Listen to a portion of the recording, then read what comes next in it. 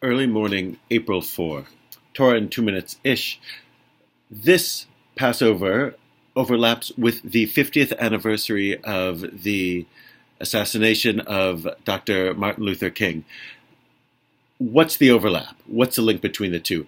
One aspect is relatively clear. In Dr. King's last speech on the night before, on April 3rd, 1968, he hit on themes of the Exodus. He ended by saying that he has seen the Promised Land and he may not get there.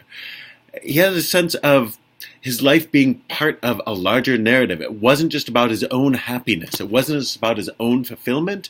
He was focused on being a part of a larger story and doing work that was larger than any one lifetime. That's a deeply, deeply religious impulse, I think, to know that you can accomplish things that are bigger than just yourself. That's one thing I think of. And there's another aspect when the Haggadah that we read just the other night says, V'yisakal Hashem Eloi avotenu v'yishma Hashem et kolenu, says that we called out to God, and God heard our voice and then acted.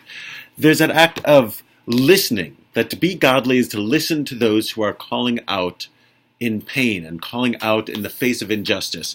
That, of course, is part of Dr. King's legacy, and it's part of what we are called to do each and every Passover.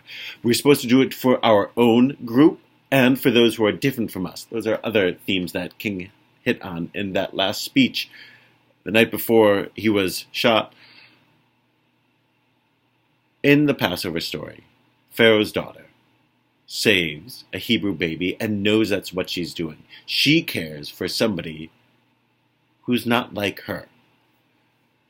Moses comes back to save his own people, and it's those 2 points of the story, caring for those who are unlike you and caring for those who are like you. That's part of the Passover story. That's part of Dr. King's legacy. We are to remember both, to just focus on those who are unlike you or to just focus on your own in-group is to miss the point. It's to miss the point of Passover and to forget the lessons that Dr. King taught. So this year on Passover, this year as we mark 50 years of the Yortzeit of Martin Luther King, it's worth remembering that to get to the Promised Land, we have to remember to act with justice for those who are like and unlike us.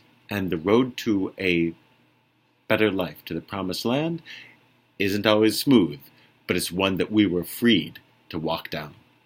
Chag Sameach, Moedim L'Simcha, have a good Passover.